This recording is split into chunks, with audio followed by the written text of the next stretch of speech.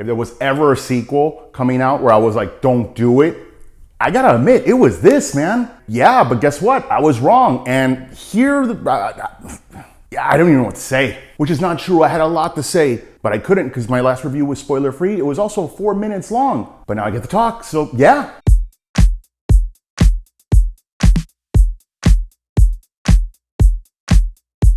Guys, here's my spoiler review of Dr. Sleep, the sequel to 1980's The Shining. And this movie had a big challenge, man. It's got two fan bases. You have the people that love the Stephen King novel, and then you have the Stanley Kubrick movie. I'm more of a Stanley Kubrick kind of guy. This movie accomplishes something that was freaking impossible. It was a sequel for both. Even Stephen King liked this. And I gotta tell you, they could have screwed this up in so many ways. The great thing is this movie didn't try to be a sequel. It was its own thing. And that's smart because you don't want to try to one-up the original. Yeah, going head to head with that, it's not gonna end well, bro. This movie really is all about extension of the original and world building. And it does it great. It introduces new elements and dude, it's interesting. All 2.5 hours of it. Yeah, I was never bored.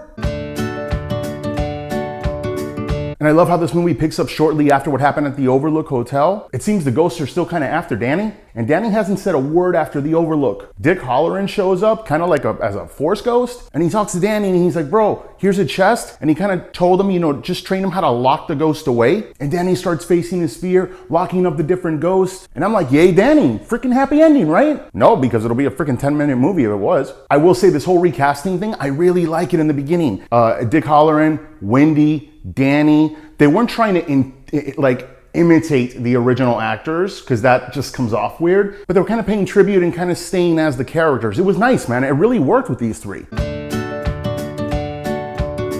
Fast forward to like 2011, and when we pick up where Danny is, it's not good, dude. He's hitting the bottle, getting in freaking bar fights, going back to like a crappy apartment with a girl. She does lines of coke like that. They have a one-night stand. He wakes up, she's freaking dead next to him, freaking vomit everywhere. And the kid comes out of the next room. It's like, oh my God, she's a mom? And the kid was there the whole time? I mean, in South Florida, which is where I live, that's just called a Tinder date. But in other places, that's kind of a big deal, dude. And it's kind of crazy to see Danny in that situation. He goes to grab her money. He's like, she doesn't need it, I guess. And Dick Hallorann shows up and he's like, Danny, bro, what are you doing? Definitely not Danny's finest moment. If I was Danny, I'd kind of also be like, well, Dick, how long have you been here? Were you here earlier? Because that would even be more awkward. Oof.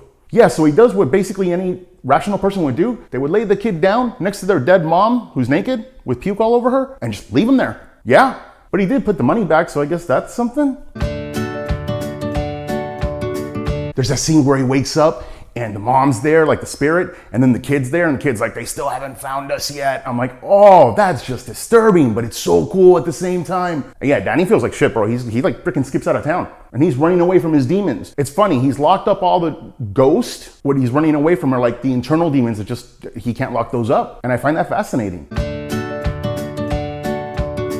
He feels so crappy, he leaves, he goes to somewhere like around New Hampshire, and it's like a town that it feels like everybody's in AA. I guess happy hour in that town sucks. He makes friends with what's his name from Training Day, and they build a bond. I mean, nobody was pushing each other shit in or anything, but still, they're great friendship, and I believe it, I really like it. And Danny seriously finds peace here. He's involved in the community, sober for like 8 years. He also finds an awesome way to use his power, where he's like an orderly at like a hospice, and he puts old people at ease right before they die, hence the name Dr. Sleep. Reminds me of that 80s movie Cocoon, but in a much cooler setting. If you haven't seen Cocoon, you don't have to. Yeah, I thought I was gonna tell you like you have to watch it. No, it's fine. Then Danny starts communicating with Abra. I saw the movie once, sorry. She's awesome. Awesome character, awesome actress. Her shine is badass, dude. She's like the Shining. She's way stronger than everybody. And she also reaches out to him and they kind of build this bond where he's like her mentor and she's untrained, but she's still powerful. Reminds me a lot of Obi-Wan and freaking Anakin, but this was better.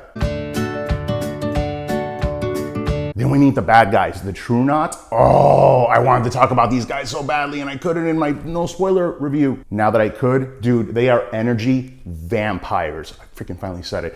I love that. It was so freaking cool. Living forever by stealing the life force of kids who shine. That's pretty sick, man. But it's cool. And I love how they've become desperate hunters in just modern times. I see it as the world we live in, it's changed. Everything's documented, everything's recorded, everyone is judged, analyzed, dissected. So like people that have powers like that, they want to repress them. By doing that, their prey is hiding. I mean, you saw what happened to Grampa. That guy was on his last leg. And the conversation Rose the Hat has with him as he's dying to make him feel comfortable about dying, she's telling him, oh, you shouldn't be afraid to die. You've seen empires rise and fall. Pretty sure she's not talking about Wakanda. She's talking about some like ancient stuff, dude. So this guy's been around. And the effect when they're dying is really cool. It's like they're skeleton, not, and just freaking poof. I like that.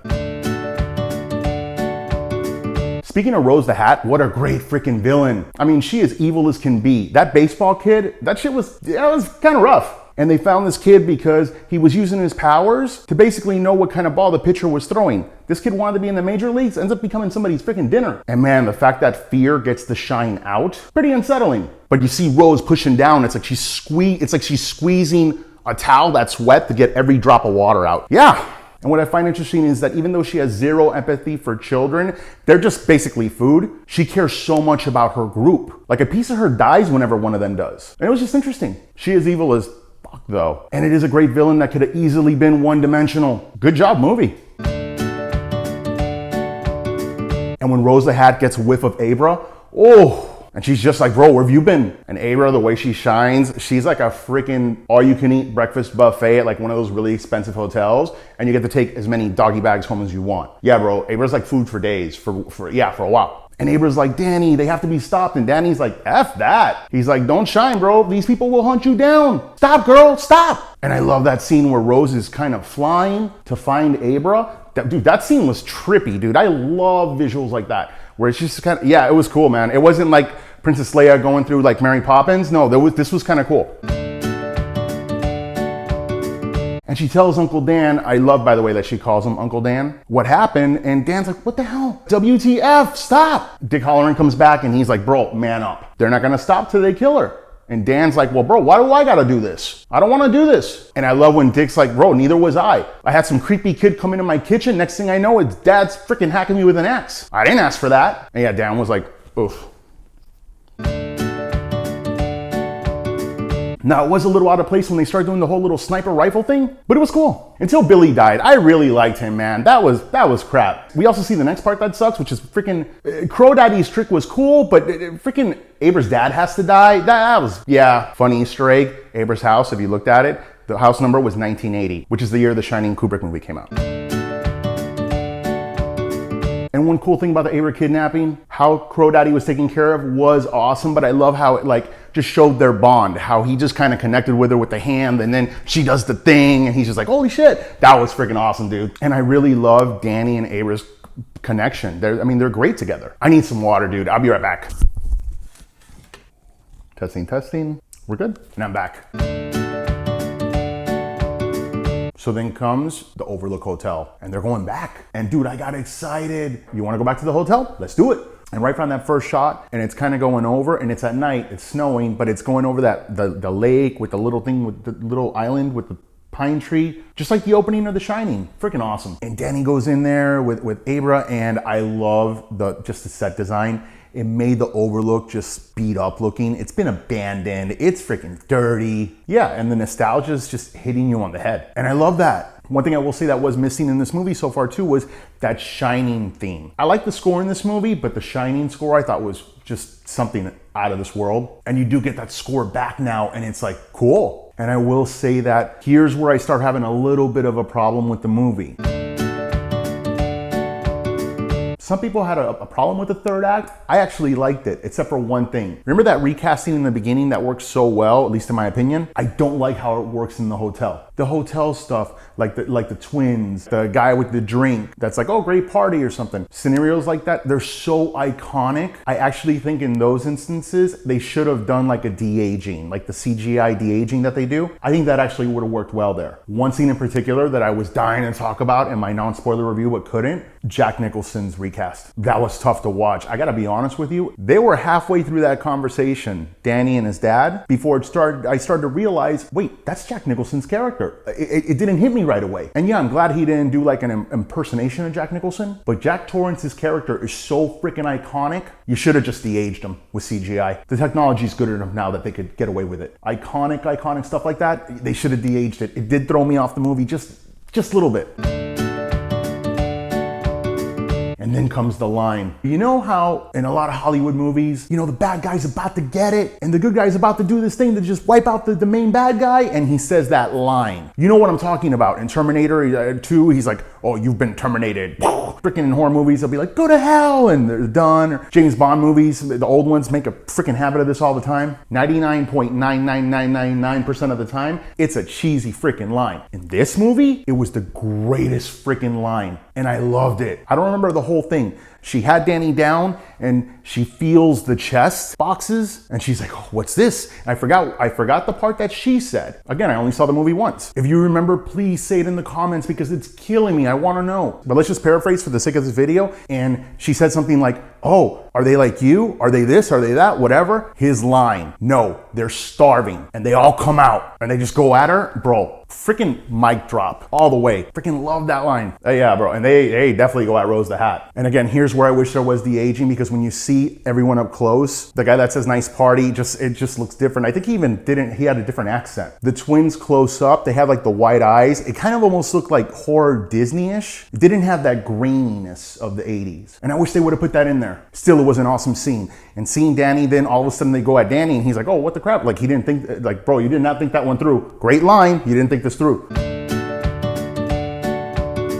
He's getting possessed and now he's going after freaking Abra, and Abra's like, what the hell? And I love how at the very end it's like, oh, wait a minute. Abra's like, oh yeah, that's right, the boiler room. And the ghosts are like, no. And here's the genius of the movie. The hotel was supposed to get destroyed at the end of The Shining. That was Stephen King's version. Didn't happen, but they do it here. And it was touching where Danny has that like moment and he's like, he just feels his mom and it's like, you know, yeah, it's gonna get torn down now. It's gonna get destroyed. It's all being wrapped up, dude. It's all being like done. Mike Flanagan, he's the guy that really has The Shining in him because he's freaking magical, bro. To be able to put this all together like that and try to make both fan bases happy, I was freaking happy. Stephen King was happy. Yeah. And I love how at the end, you know, Abra is talking to Ewan McGregor and he's doing the Obi-Wan. He's like Obi-Wan Kenobi now, coming back as his Force Ghost. And in this whole movie, he was trying to run away from his shine, and now he's telling Abra, bro, shine on. And she tells her mom, and her mom's like, you know, and she's like, you know what, mom? No, I do have imaginary friends. And it's freaking Obi-Wan Kenobi, and he's freaking cool. He's not creepy like freaking Tony, Red Rom. No, he's freaking cool. And mom was like, all right, I'm cool with it. And yeah.